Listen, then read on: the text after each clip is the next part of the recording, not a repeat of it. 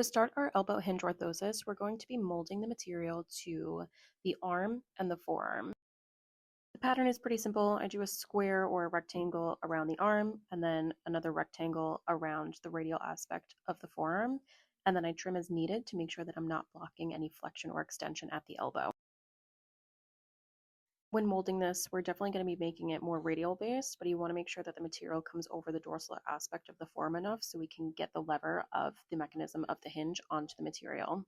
And same goes for when we're molding the biceps aspect.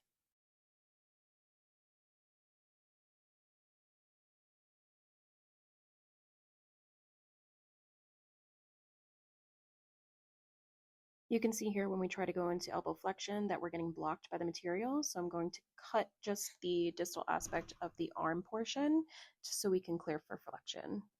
Now we get into my favorite part of this splint. So we're going to take the axis and line it up with the lateral epicondyle. And then I'll line up both arms to match the material.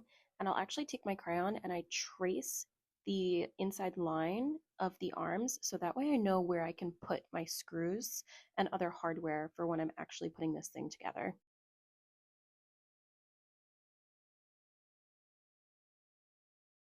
To place the screws into the material, I take my hole puncher and I make a hole on the largest setting, and I do that on both sides of those yellow lines that I traced.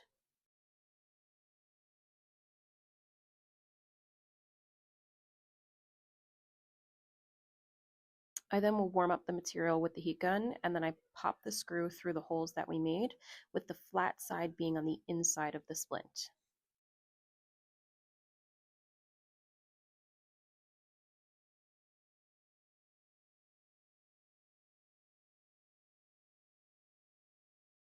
Then you're going to place the arm and line it up with those lines that you drew on the material and put the bolts onto the screws and tighten them up so it's not going to move.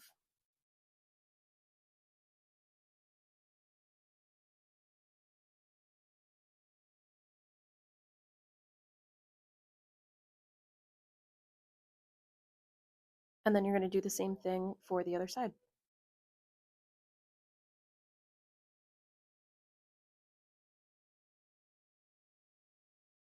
To make sure that the hardware is nice and tight, I will steady the screw with my Allen key, and then I use my wrench to tighten the bolt.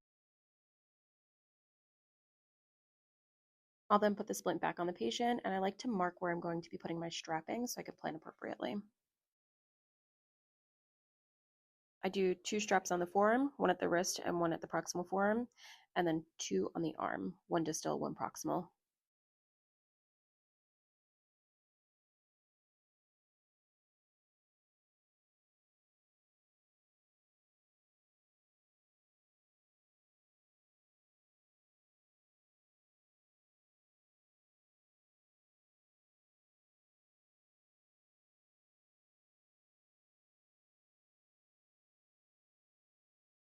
To change the parameters of this splint, all you have to do is remove the small screw that's around the axis, and you can change it to block flexion or extension.